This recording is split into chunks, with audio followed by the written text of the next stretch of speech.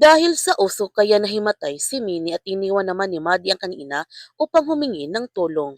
Sa paglabas nila Mike sa basement, nakita naman niya ang kanyang asawa na wala na itong malay, kaya ginising niya ito. Sa pagising ni Minnie, tinanong kaagad ni Mike ang kanyang asawa kung nasaan si Maddie. At nagulat na lamang si Minnie na wala na ang kanyang anak sa kanyang tabi. Habang si Maddie, nakita naman siya ni Liam at binuhat siya nito upang makalabas na sila ng ospital. Nagulat na lamang si Liam na wala na doon ang kanyang ina at patuloy si Liam sa pag-akyat sa itaas upang makalabas na sila ni Maddie sa ospital. Nagmamadali naman sina Emil na tumakas bago pa gumuho ang tunnel. Ngunit sa hindi inasahan, bigla na lamang lumiyab sa kinaroonan ni Emil at unti-unti nang gumuho ang mga lupa. Sinabihan niya sina Lucas at Homer na huwag nilang pababayaan si Linny.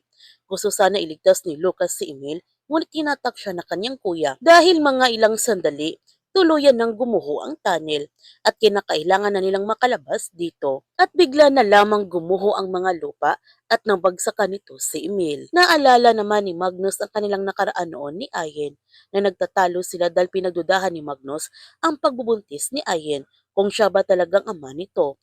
Kaya hindi niya sinabi kay Greta ang tungkol sa pagbubuntis ni Ayen. Samantala, ligtas nga nakalabas sina Liam at Maddie sa ospital. Gusto sana bumalik ni Liam sa loob upang hanapin ang kanyang ina, ngunit bigla na lamang siya nahimatay, kaya agad na nga siya nito inisikaso ng mga medik. Habang si Linny gusto naman niya balikan ang kanyang ama upang iligtas ito. Galit na sinabihan ni Gwen si Linny na wala na talaga ang kanyang ama. Wala na si Emil. Nasa ilalim na ito ng building.